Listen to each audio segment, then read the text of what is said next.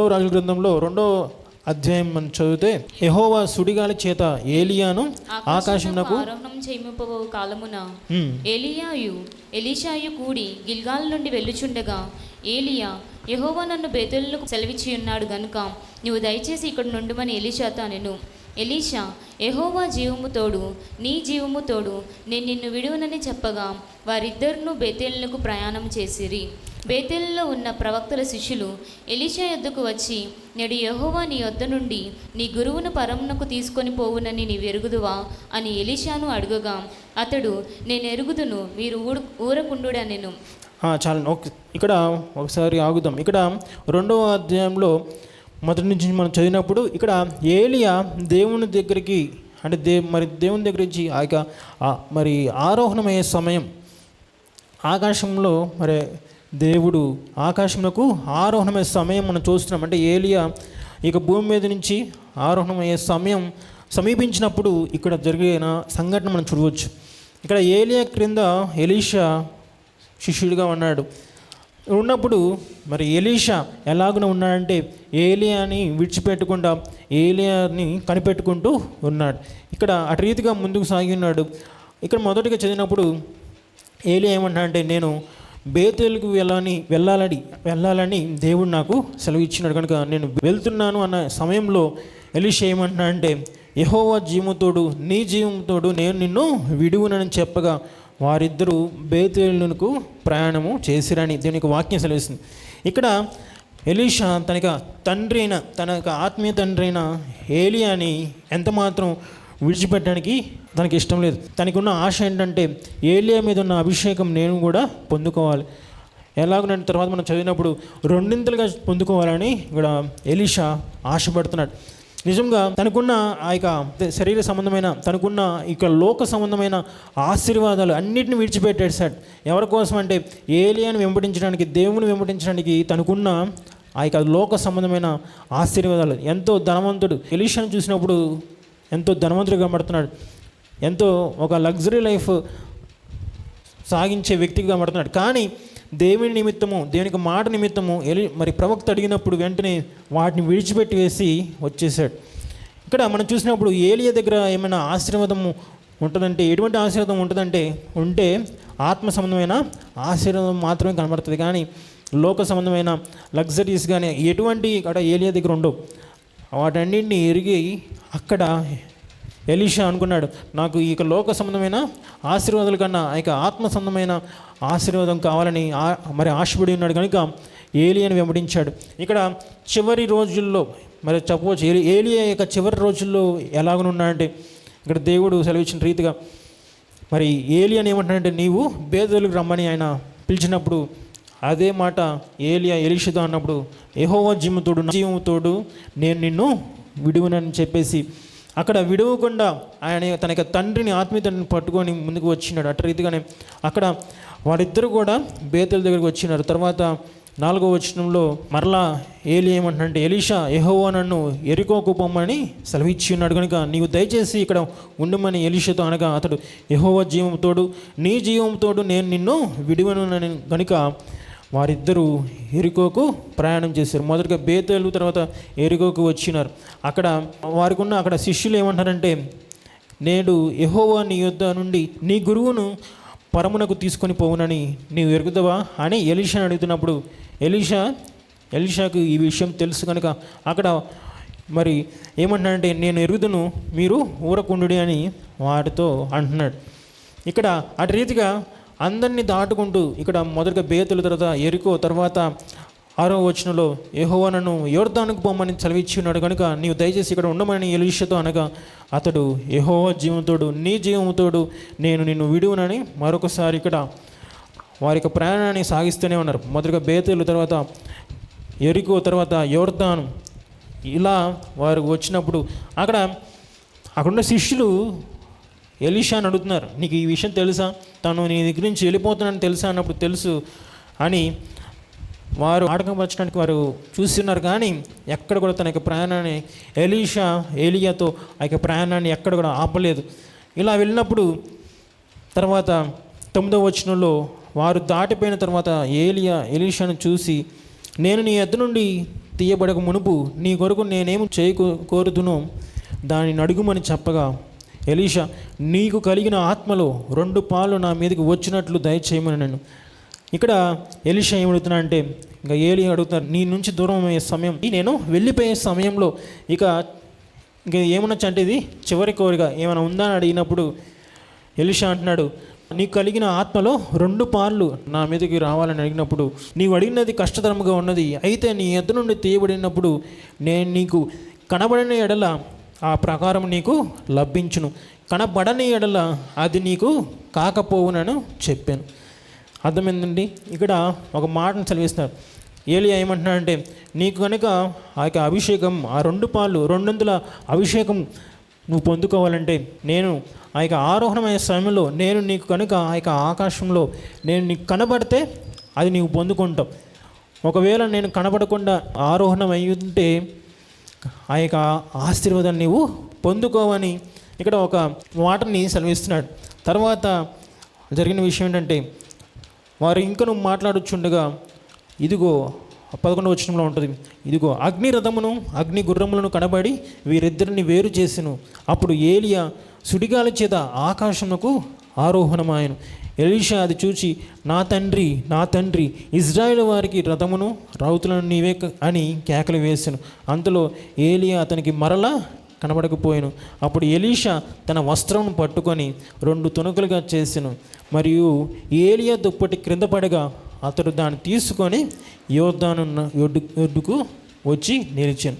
ఇక్కడ ఎలీషాకి ఏలియా చెప్పినట్టుగా నా కోసం నీవు కనిపెట్టుకొని ఉండు అని చెప్పినప్పుడు అక్కడ ఎలీషా కళ్ళంతా ఆ యొక్క ఏలియా ఆరోహణమై ఆ సమయంలో ఏలియా మీదే ఉన్నాయి.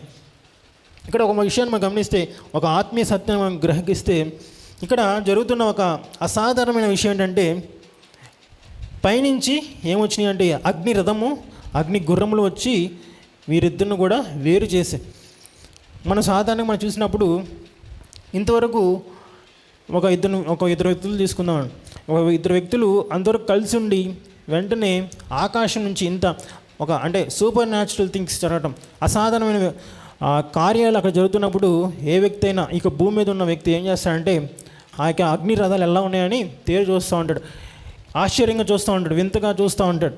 కానీ ఇక్కడ ఒక ఆత్మీయ సత్యం గ్రహించినప్పుడు ఇక్కడ ఏలియా చెప్పిన మాట ఏంటంటే, నీవు నన్ను కనుక చూస్తే నేను నీకు కనబడిన ఎడల ఆ యొక్క అభిషేకాన్ని పొందుకుంటావు, ఒకవేళ నేను కనబడకపోతే ఆ యొక్క ఆశీర్వాదం పొందుకోలేమన్నావు అన్నారు కదా. ఇంకా ఇక్కడ ఎలీషా ఏమంటున్నాడంటే తనకి దృష్టి అంతా తనకి తండ్రి మీదే ఉంచి ఉన్నాడు. ఇక్కడ మనం చూసినప్పుడు అగ్ని రథములు కనబడుతున్నాయి, అగ్ని గుర్రములు కనబడుతున్నాయి. అదే కనుక ఎలీషా స్థానంలో మరొక వ్యక్తి ఉండి ఖచ్చితంగా ఏం చేసేవాడంటే ఆ యొక్క అగ్ని గుర్రాలు అగ్ని రథాలు చూస్తా ఉండిపోయేవాడు. ఎందుకంటే అవి అసాధారణమైన కార్యాలు కనుక, అవి పైనుంచి వచ్చినవి కనుక చూస్తూ ఉంటారు. కానీ ఇక్కడ ఎలీషా చేసిన పని ఏంటంటే వాటన్నిటిని ఆయన లెక్క చేయలే, వాటన్నిటిని ఆయన చూడలేదు. ఒకసారి చూసి ఉండొచ్చు, అగ్ని రథములు అగ్ని గుర్రాలు చూసి ఉండొచ్చు, కానీ ఆయనకున్న ఆశ ఏంటంటే నేను ఏలియాకున్న అభిషేకాన్ని నేను పొందుకోవాలంటే నా తండ్రి చెప్పిన మాట ఏంటంటే నన్ను కనిపెట్టుకొని ఉండమన్నాడు కనుక ఆయన మీదే నా దృష్టి ఉంటుందని ఆయన విశ్వసించాడు, అలాగనే చేసి ఉన్నాడు. హల్లెలూయా హల్లెలూయా. ఇక్కడ ఎలీషా తనక కనుదృష్టి అంతా అగ్ని రథాల మీద అగ్ని గుర్రాల మీద లేదు, కానీ ఏలియా మీద ఉంది.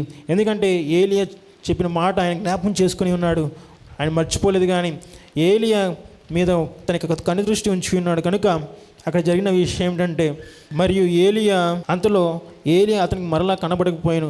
అప్పుడు ఎలీషా తన వస్త్రమును పట్టుకొని 2 తొణుకులుగా చేశాను. ఏలియా దుప్పటి క్రింద పడగా అతడు దాన్ని తీసుకొని యోర్దాను ఒడ్డుకు వచ్చి నిలిచాను. ఇక్కడ మనం చూసినప్పుడు ఆ యొక్క అభిషేకం మనం చూసినప్పుడు ఎలీషా మధ్యలో ఉన్న మనం చూసిన ఆ యొక్క అభిషేకం ఎలాగైనా ఏలియా నుంచి ఎలీషాకి ఎలాగ వచ్చిందంటే ఆ యొక్క దుప్పటి ద్వారానే, ఆ దుప్పటిని దేవుడు అక్కడ ఆయన ఉపయోగించి ఉన్నాడు. ఆ యొక్క దుప్పటి ఏలియా యొక్క దుప్పటి ఎలీషా ఎప్పుడైతే పట్టుకొని ఉన్నాడో 200 అభిషేకాన్ని అక్కడ పొందుకున్నాడు. ఆ యొక్క 200 అభిషేకాన్ని పట్టుకొని ముందుకు సాగినాడు. ఇక్కడ ఒక విషయం గమనించవచ్చు, ఏలియా ఏ మాట అయితే చెప్పి ఉన్నాడో, నీవు నన్ను చూసిన ఎడల ఆ యొక్క ఆరోహణమయ్యే సమయంలో నువ్వు నన్ను చూసిన ఎడల ఆ యొక్క అభిషేకాన్ని పొందుకుంటావని చెప్పినప్పుడు ఎలీషా కూడా ఆ యొక్క మాటను మర్చిపోకుండా దృష్టి ఆ యొక్క ఆత్మ సంబంధమైన ఆశీర్వాదం కొరకు ఏలియా మీదే తన యొక్క దృష్టి ఉంచినాడు. ఆ యొక్క అగ్ని గుర్రాల మీద, అగ్ని రథాల మీద తనకి దృష్టి లేదు, కానీ కేవలం తనకి ఆత్మీయ తండ్రి మీద తనకి దృష్టి ఉంది కనుక దేవుడు అటువంటి కృప ఇచ్చినాడు. దేవుడు అక్కడ కృప ఇచ్చినప్పుడు ఏలియా యొక్క దుప్పటి ఎలీషా మీద పడింది. అక్కడ మరి ఎలీషా ఆశించినట్టుగా ఎలీషా ఏ విధంగా ప్రార్థన చేసినాడో ఆ యొక్క 2 అభిషేకాన్ని పొందుకోవడానికి అర్హుడిగా ఉన్నాడు. కనుక అక్కడ అటు రీతిగా ఏలియా నుంచి ఎలీషాకి ఆ యొక్క అభిషేకం అనేది పాస్ అవ్వటం, ఎలియా నుంచి ఎలీషాకి వెళ్ళటం మనం చూస్తున్నాం. 2 అభిషేకాన్ని ఎలీషా పొందుకున్నాడు. వెంటనే అక్కడ మనం ఆ యొక్క క్రియలలో కూడా మనం చూడవచ్చు. ఆ యొక్క కార్యాలను మనం చూసినప్పుడు ఎప్పుడైతే ఎలీషా ఆ యొక్క యోర్దాను దగ్గరికి వెళ్ళినప్పుడు దుప్పటితో ఆ యొక్క నది దగ్గర కొట్టినప్పుడు అవి 2 పాయలుగా చీలినప్పుడు వెంటనే అక్కడ ఎలీషా యోర్దాను నదిని దాటుకొని వెళ్ళిపోయాడు. ఇది దేనికి సూచనగా ఉందంటే అక్కడ ఎలీషా ఆ యొక్క అభిషేకాన్ని పొందుకున్నాడు, 200 అభిషేకాన్ని పొందుకున్నాడు అనే ఒక సూచనగా ఆ యొక్క కార్యాన్ని మనం చూస్తున్నాం. అటు రీతిగానే ఎలీషా తన జీవితం కాలంలో అనేక గొప్ప కార్యాలు జరిగించినాడు. ఒక విధంగా చెప్పాలంటే ఏలియా కంటే 200 కార్యాలు, మరింత కార్యాలు దేనికోసం ఆ యొక్క సూచక్రియలు అవ్వచ్చు, లేకపోతే అద్భుత కార్యాలు అవ్వచ్చు, ఆ యొక్క ఆశీర్వాదాన్ని 200గా ఎలీషా చూసినాడు. ఇటు రీతిగా తన యొక్క తండ్రి నుంచి ఎలీషా పొందుకున్నాడు. ఎలీషా తర్వాత ఒక వ్యక్తి ఉన్నాడు, ఎలీషాకి కూడా ఒక శిష్యుడు ఉన్నాడు, కానీ ఆ యొక్క వ్యక్తి ఆ యొక్క ఆశీర్వాదాన్ని పొందుకోలేదు. గెహజీ ఆ యొక్క ఆశీర్వాదాన్ని పొందుకోలేదు. కనుక ఇక్కడ మనం ఇక హస్త నిక్షేపణ అనేక మాటలు మాట్లాడుకున్నప్పుడు మనం ఇక ఆత్మీయ తండ్రి దగ్గర నుంచి మనము అభిషేకాన్ని పొందుకోవచ్చు, ఆశీర్వాదము పొందుకోవచ్చు. ఇది ఎలాగైనా జరుగుతుందంటే మనం విశ్వసిస్తేనే జరుగుతుంది. మనకి ఆ యొక్క విశ్వాసం లేకపోతే అది ఎలా జరుగుతుంది? ఒకరి మీద ఉన్న అభిషేకం మనకి మీదకి ఎలా వస్తుంది? లేకపోతే మనకి ఆత్మీయ తండ్రి మీద ఉన్న అభిషేకం మనం ఎలా పొందుకోవచ్చు అనే అవిశ్వాసం ఉంటే ఆ యొక్క కార్యం మనం చూడలేం. కానీ ఎవరైతే విశ్వసిస్తారో ఖచ్చితంగా దేవుడు చెప్పిన ప్రకారంగా బైబిల్ గ్రంథంలో రాయబడింది కనుక అది ఖచ్చితంగా అది నెరవేర్చబడుతుంది. కనుక అటువంటి ఆశీర్వాదం మనం పొందుకుంటాం. మీ ముందు ఒక 4 విషయాలు చెప్పాలని ఆశపడుతున్నాను. మేము ఒక కేరళ కాన్ఫరెన్స్లో వెళ్ళినప్పుడు అక్కడ టిజో గారు చెప్పిన ఇక 4 విషయాలు మేము మీ ముందు ఉంచాలని ఆశపడుతున్నాను. వారు చెప్పిన మాట ఏంటంటే ఆ యొక్క సంఘంలో వారు ఇక హస్తానికి చెప్పిన వారు బలంగా విశ్వసిస్తారు. అందుకనే టిజో గారు వారి యొక్క సంఘంలో అనేక మంది గొప్ప ప్రవక్తల్ని పిలుస్తూ ఉంటారు. ఎంత ఖర్చు అయినప్పటికి కూడా వారు మరి దేశ విదేశాల నుంచి ప్రవక్తల్ని వారి యొక్క సంఘానికి ఆహ్వానిస్తారు. మరి మేము వెళ్ళినప్పుడు కూడా ఇథియోపియా దేశం నుంచి ప్రాఫిట్ టామరేట్ గారని ఆయన పిలిపించున్నారు. మరి ఆయన ఎంతో గొప్ప పరిచయం చేస్తున్నారు. అటువంటి వ్యక్తిని ఆయన మొదటిసారిగా భారతదేశానికి మన దేశానికి వచ్చినారు. మరి అటువంటి వ్యక్తిని టీజో గారు వారి యొక్క సంఘానికి ఆహ్వానించినారు. మరి ఎందుకు ఆహ్వానించినారంటే ఆ యొక్క ప్రాఫిట్ టామరేట్ గారు వారి మీద ఉన్న అభిషేకం వీరు కూడా పొందుకోవాలనే ఆశతో వారు ఆహ్వానించినారు. వారి మీద ఉన్న అభిషేకం మనము కూడా పొందుకోవాలి, లేకపోతే ఆ యొక్క మీటింగ్లో పాల్గొన్నవారు, ఆ కాన్ఫరెన్స్లో పాల్గొన్నవారు ప్రతి ఒక్కరు కూడా పొందుకోవాలనే ఒక ఆశతో వారు పిలిపించారు. కాబట్టి మనము అటువంటి విశ్వాసం కనబరిస్తే ఖచ్చితంగా ప్రవక్తల మీద ఉన్న అభిషేకము, లేకపోతే సేవకుల మీద ఉన్న అభిషేకము, లేకపోతే మనకి ఆత్మీయ తండ్రి మీద ఉన్న అభిషేకము మనం కూడా పొందుకుంటాం. అది ఆత్మ సంబంధమైన ఆశీర్వాదం అని మనం గ్రహించాలి. ఇక్కడ ఇటువంటి అభిషేకం మనం పొందుకోవాలంటే ఒక 4 విషయాలు వాళ్ళు చెప్పారు. ఏంటంటే మొదటగా మనము వారిని గణపరచాలి. ఆత్మీయంగా మనం ఆలోచించినప్పుడు అటువంటి వ్యక్తులను మన యొక్క ఆత్మీయ తండ్రి అవ్వచ్చు, లేకపోతే ప్రవక్తలు అవ్వచ్చు, లేకపోతే సేవకులు అవ్వచ్చు, వారిని మనం గౌరవించాలి. ఎందుకు ఈ విషయాలు చెప్తున్నా అంటే మనము వారి మీద ఉన్న అభిషేకం మనం పొందుకోవాలంటే, లేకపోతే వారి మీద ఉన్న ఆ యొక్క వరాలు, వారికున్న వరాలు అవ్వచ్చు, వారికున్న అభిషేకం అవ్వచ్చు, మనం పొందుకోవాలంటే వారిని మొదటగా మనం గౌరవించేవారుగా ఉండాలి. రెండవది వాళ్ళకి మనం విధేయులుగా ఉండాలి. ఈ విషయాలు ఎలా ఉంటాయంటే మనం ఇది ఆత్మ సంబంధమైన విషయాలుగా మనకు కనబడుతూ ఉంటాయి. ఎందుకంటే ఇవి ఆత్మ సంబంధమైన విషయాలు ఎందుకంటున్నామంటే అభిషేకం అనేది ఆత్మ సంబంధమైన ఆశీర్వాదం కనుక వీటి గురించి మనం మాట్లాడేటప్పుడు మనము వీటిని అటు రీతిగానే ఆత్మీయంగా మనం దీన్ని గ్రహించాలి. గౌరవించాలంటే మనం పైకి వారిని సన్మానించి సత్కరించిన విధానంగా కాదు, కానీ ఆత్మీయంగా వారిని గౌరవించడం అంటే వారి మాటకి మనము విధేయులుగా ఉండడం. వారి మాట వారు ఏమైనా చెప్పినప్పుడు మనం ఆ మాటకి విధేయులు చేసినప్పుడు మనం వారిని గౌరవిస్తున్నాం. ఖచ్చితంగా వారిని గౌరవిస్తున్నాం అంటే ఖచ్చితంగా దేవుడిని మనము గౌరవిస్తున్నాం, గణపరుస్తున్నామని గ్రహించాలి. ఎందుకంటే వారి మీద ఉన్న అభిషేకం ఎవరు ఇచ్చి ఉన్నారంటే అది దేవుడే ఇచ్చినాడు కనుక దేవుని మనం గణపరుస్తున్నామని గ్రహించాలి. మనం ఏది చేసినా కానీ అంతిమంగా మనం చూసినప్పుడు అది దేవునికే చెల్లుతుంది. మనం సేవకులను గణపరిచినప్పుడు దేవుణ్ణి గణపరిచినట్లుగా అది ఉంటుంది. కనుక వారు చెప్పిన 4 విషయాలు ఏంటంటే గౌరవించాలి, రెండవదిగా వాళ్ళకి మనము విధేయులుగా ఉండాలి, మూడవది వాళ్ళని గణపరచాలి, నాలుగవది వాళ్ళని మనం సంరక్షించాలి అనేది 4 విషయాలు చెప్పిన. ఈ 4 విషయాలు మనం చేసినప్పుడు ఖచ్చితంగా మన యొక్క ఆత్మీయ తండ్రి మీద ఉన్న అభిషేకం అవ్వచ్చు, సేవకుల మీద ఉన్న ఆ యొక్క అభిషేకం అవ్వచ్చు, ప్రవక్తల మీద ఉన్న అభిషేకాన్ని మనం పాలు పొందుకోవచ్చు. వారు పొందుకున్న అభిషేకంలో కూడా మనం కూడా పొందుకోవచ్చు. కనుక ఇక్కడ ఏలియా ఎలీషా విషయంలో మనం చూసినప్పుడు ఈ 4 విషయాలు మనం చూడవచ్చు. ఎలీషా తన యొక్క ఆత్మీయ తండ్రిని ఏలియాని గణపరిచేవాడిగా ఉన్నాడు, గౌరవించేవాడుగా ఉన్నాడు. ఎందుకంటే తను చెప్పిన ప్రతి ఒక్క మాటని ఆయన అనుసరిస్తూ వచ్చినాడు, ఎక్కడ కూడా విడిచిపెట్టలేదు. రెండవదిగా విధేయులుగా ఉన్నారంటే ఖచ్చితంగా మనం చెప్పవచ్చు. ఎందుకంటే ఏలియా ఎప్పుడైతే ఎలీషాని వెంబడించుకొని అక్కడ అడిగినప్పుడు అక్కడ ఎలీషా మరో మాట లేకుండా వెంటనే తనకున్నవన్నింటినీ అక్కడ వదిలిపెట్టేసి వచ్చేసి ఉన్నాడు, విధేయుడిగా కనబడుతున్నాడు. మూడవదిగా మరి గణపరిచే వ్యక్తిగా ఎలీషా కనబడుతున్నాడు. నాలుగవదిగా సంరక్షించే వ్యక్తిగా కనబడుతున్నాడు. ఎందుకంటే ఏలియా ఎక్కడికి వెళ్తే ఎలీషా అక్కడ ఉండేవాడు, ఏలియా ఎక్కడికి ప్రయాణం అవుతే ఎలీషా కూడా ప్రయాణం చేసేవాడు. తన యొక్క సంరక్షణ అంతా ఏలియా యొక్క సంరక్షణ అంతా ఎలీషా చూసుకునే రీతిగా కనబడుతున్నాడు. కనుక ఇక 4 విషయాలు తన జీవితంలో ఉన్నాయి కనుక ఎలీషా మరి ఆ యొక్క అభిషేకం పొందుకోవడానికి అర్హుడిగా కనబడుతున్నాడు. ఇటు రీతిగా మరి ఏలియా మీద ఉన్న అభిషేకం రెండింతలుగా పొందుకోవడానికి ఎలీషా ఎలాగున అర్హుడై ఉన్నాడంటే మరి ఏలియాని ఆయన గౌరవించేవాడుగా ఉన్నాడు, గణపరిచేవాడిగా ఉన్నాడు, విధేయుడిగా ఉన్నాడు, సంరక్షించే వ్యక్తిగా ఉన్నాడు. ఇటు రీతిగా ఎలీషా పొందుకున్నాడు. మనం బైబిల్ గ్రంథంలో చూసినప్పుడు ఇలాగున మరి చేతులుంచి ప్రార్థన చేసినప్పుడు లేకపోతే మరి హస్తనిక్షేపం చేసినప్పుడు ఇటువంటి కార్యాలు జరగడం మనం చూస్తున్నాం. అదే రీతిగా కృత నిబంధన గ్రంథంలో పౌలు, బర్నబా వీరిద్దరూ కూడా వారు పరిచర్యకు వెళ్ళే ముందు పెద్దలు వారి మీద చేతులుంచి ప్రార్థన చేసి వారిని పంపించున్నారు, పరిచర్యకు పంపించున్నారు. పౌల మీద వారు చేతులుంచి ప్రార్థన చేస్తున్నారు, బర్నబా మీద కూడా వారు చేతులుంచి ప్రార్థన చేసి పంపించున్నారు. ఇటు రీతిగా వారు ఆ యొక్క హస్తనిక్షేపణ ద్వారా వారిని మరి ఆశీర్వదించి అభిషేకించి పంపించున్నారు. మనం చూసినప్పుడు మరి తిమోతి ఎలాగున్నారంటే పౌలు గారికి ఆత్మీయ కుమారుడుగా కనబడుతున్నాడు. మరి ఆ యొక్క తిమోతి కూడా మరి పౌలు గారి దగ్గర మరి ఆత్మీయ కుమారుడిగా ఎదిగి ఉన్నాడు కనుక మరి తిమోతిని ఆయన మరి ఆ యొక్క హస్తనిక్షేపం చేసినప్పుడు ఖచ్చితంగా తిమోతి కూడా అటువంటి అభిషేకాన్ని, అటువంటి ఆశీర్వాదాన్ని పొందుకున్నాడు. ఆ యొక్క తిమోతికి రాసిన పత్రికలో రాయబడిన రీతిగా 1వ అధ్యాయంలో 2వ వచనంలో విశ్వాసం బట్టి నా నిజమైన కుమారుడుకు తిమోతికి శుభమని చెప్పి రాయున్నది. విశ్వాసమును బట్టి నా నిజమైన కుమారుడకు తిమోతి అని.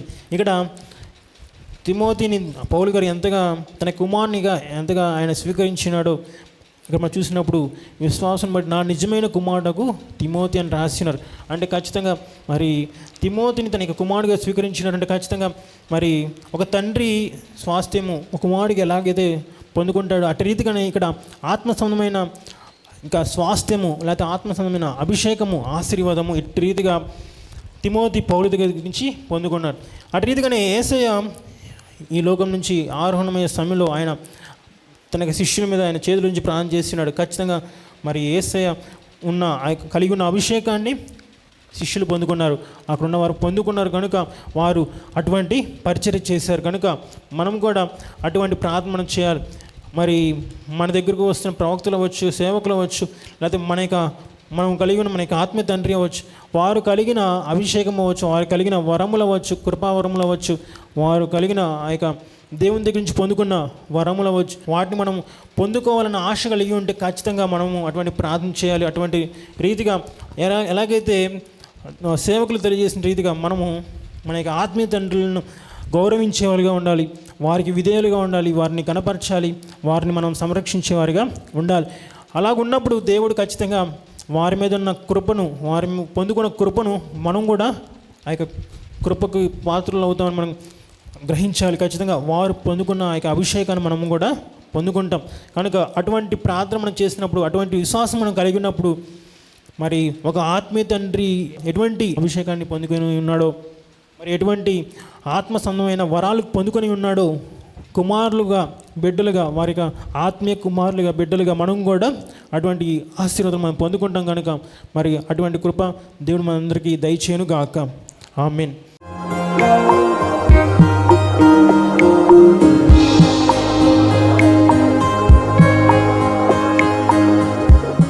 ప్రభునందు ప్రియ దేవుని బిడ్డలారా, ఎంతవరకు దేవుని వాక్యం విన్నందులకు ప్రభునా ఉన్న వందనాలు తెలియజేస్తున్నాం. మనం అందరం ప్రార్థనలో ఏకీపిద్దాం. తలలు వంచి కనులు మూసుకొని ప్రార్థనలో ఏకీపిద్దామండి. ప్రార్థించుకుందాం. మహోన్నతుడైన దేవ, పరిశుద్ధుడైన మా ప్రభువా, నీ పరిశుద్ధమైన పాదములకు వందనాలు. ఇదిగో నాయనా, ఈ వాక్యము ద్వారా మాతో మీరు మాట్లాడినందుకు వందనాలు ప్రభా. అవును, నువ్వు సజీవుడైన దేవుడు అయ్యా, మాట్లాడే దేవుడవు ప్రభా. ఈ వాక్యం మా హృదయంలో పదిలిపరుచుకుంటూ సహాయం చేయండి. సంపూర్ణమైన మారు మనసు మాకు దయచేయండి. పాప క్షమాపణ అనుభవం మాకు దయచేయండి. రక్షణ ఆనందం మాకు దయచేయండి ప్రభువా. ఈ అనారోగ్యములు, బలహీనతలు, సమస్యలు, శోధనలు, సైతాను ఆటంకాలు అన్నీ కూడా యేసుక్రీస్తు నామములో తొలగించండి నాయన. పరిశుద్ధాత్మ దేవ, మీ కార్యం జరిగించండి అయ్యా. మీరు మాకు తోడుగా ఉండి దీవించండి. మమ్మల్ని, మా కుటుంబం జ్ఞాపకం చేసుకోండి. మా బిడ్డలు మీరు ఆశీర్వదించండి ప్రభువా. మా కుటుంబంలో రక్షణ ఆనందం సంపూర్ణంగా దయచేయండి. ఎటువంటి అవసరాలని మీకు తెలుసునైనా ప్రతి అవసరతలో కూడా మాకు సహాయం దయచేయండి. అన్ని విషయాలు కూడా మీరు దీవించండి. ఈ టీవీ ప్రోగ్రాం చూసిన ప్రతి ఒక్కరిని పేరు వరుసన మీరు దీవించి రక్షించి మీరు అక్కడ కొరకు సిద్ధపరచండి. మంచి భవిష్యత్తును వారికి దయచేసి మీ కృపలో మీరు వర్ధలు చేయమని నీకే సమర్పణ చేసుకుంటూ యేసయ్య పరిశుద్ధ నామములో స్తుతించి ప్రార్థించి వేడుకుంటున్నాము తండ్రి. ఆమేన్. తండ్రి, కుమార, పరిశుద్ధాత్మ త్రియేక దేవుని దీవెన తోడుగా నడిపించను గాక. ఆమేన్, ఆమేన్, ఆమేన్. మీ అందరికీ ప్రభునామన వందనాలు. దేవుడు మిమ్మల్ని దీవించను గాక. ఆమేన్. ప్రభునందు ప్రియమైన సహోదరి సహోదరులందరికీ షకీనా ప్రార్థనా మందిరం తరపున హృదయపూర్వక వందనాలు తెలియజేస్తున్నాం. దేవుని కృప వలన 2012వ సంవత్సరంలో 350 గజముల స్థలంలో ఈ మందిరం నిర్మించుకోవడానికి ప్రభు కృపించారు. 2016వ సంవత్సరంలో నూతన స్థలం 180 గజముల స్థలం తీసుకోవడానికి ప్రభు సహాయం చేశారు. ఈ సమయంలో ఈ స్థలం అంతట్లో కూడాను మందిరం నిర్మించుకోవడానికి ప్రభు ఏర్పాటు చేసి ఉన్నారు. కనుక ఈ మందిర నిర్మాణం, పాత మందిరం తీసివేసి నూతన మందిర నిర్మాణం కార్యక్రమం ప్రారంభించబడింది. నీ తేజస్సు, నీ ప్రభావం మీ స్థలంలో ఉంచండి ప్రభువా. మేమందరం కలిసి చేతులెత్తి ప్రార్థన చేస్తుండగా నీ మహిమ కార్యము ఈ స్థలంలో జరిగేటట్లు సహాయం చేసి దీవించండి. షకీనా ప్రభువా సహవాసాన్ని మీరు ఆశీర్వదించి నీ కృప చూపించి మహిమకరంగా ఈ కార్యం జరిగించి దీవించము. యేసు క్రీస్తు పరిశుద్ధ నామములో అడిగి వేడుకొనుచున్నాం తండ్రి. ఆమేన్, ఆమేన్. హల్లెలూయా, హల్లెలూయా, హల్లెలూయా. చేసి ఈ మందిర నిర్మాణం కొరకు మీరు అందరూ ప్రార్థన చేయాలని ప్రేరేపించబడిన వారందరూ కూడాను ఈ మందిర నిర్మాణంలో 106 అడుగుల పొడవు, 45 అడుగుల వెడల్పు కలిగిన ఈ స్థలం అంతట్లో మందిర నిర్మాణం స్లాబ్ వేయటం జరుగుతుంది. కనుక దయచేసి ప్రేరేపించబడిన వారందరూ కూడా మీ ఆర్థిక సహాయ సహకారాలు అందించి ప్రార్థించి మీరు దీవించబడాలని ప్రభునామన మనవి చేస్తున్నాం. ఈ స్క్రీన్ మీద చూపించబడుతున్న నంబర్కు మీరు ఫోన్పే కానీ, గూగుల్ పే కానీ, లేక మా అకౌంట్ నెంబర్కి మీరు కానుక పంపించి సహాయం చేయాల్సిందిగా కోరుతున్నాం. లేక మీరు ప్రత్యక్షంగా వచ్చి ఈ మందిర నిర్మాణ కార్యక్రమాన్ని చూసి మీరు కానుక అందించి దీవించబడాలని ప్రభునామన మనం చేస్తాం. ప్రభు మనందరి తోడుగా ఉండి ఆశీర్వదించును గాక. ఆమేన్.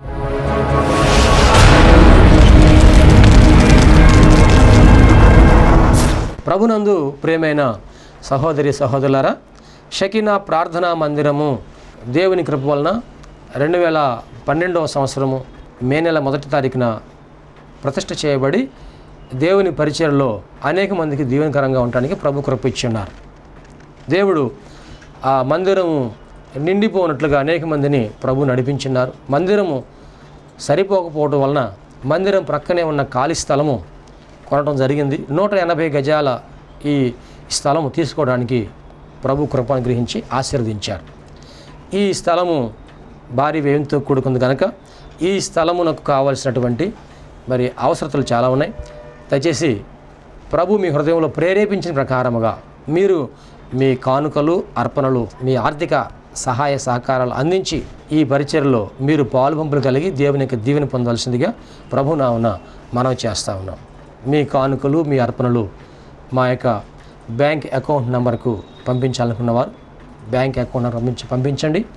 వ్యక్తిగతంగా మమ్మల్ని కలిసి మీరు ఇవ్వాలనుకున్నవారు వ్యక్తిగతంగా కలిసి మీరు ఇచ్చి దీవెనలు పొందాలని ప్రభు నామమున మనవి చేస్తూ ఉన్నాం. ఈ దేవుని కార్యంలో మీరు పాలుపంపులు కలిగి ఉండడానికి ఇష్టపడుతున్నందుకు ప్రభు నామమున వందనాలు తెలియజేస్తూ దేవుడు మిమ్మల్ని అందరినీ ఆశీర్వదించును గాక. అందరికీ వందనాలండి.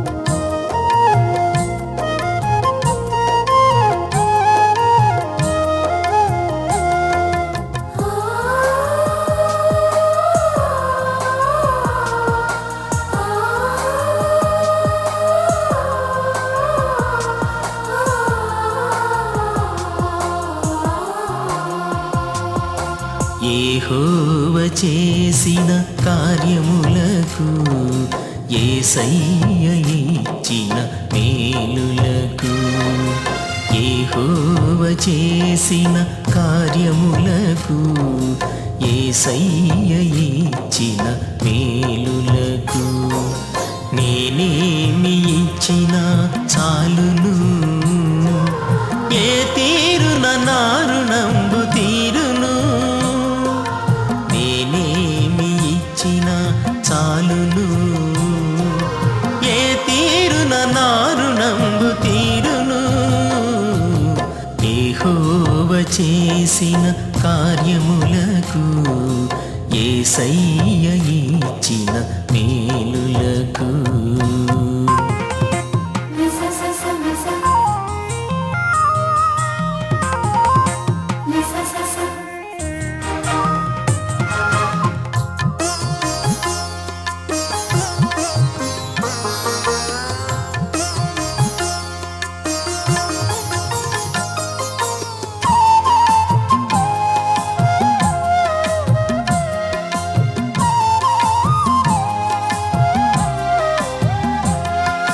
చెరసాలలు సంఖ్యలను సరిచేయలేని నా బ్రతుకును,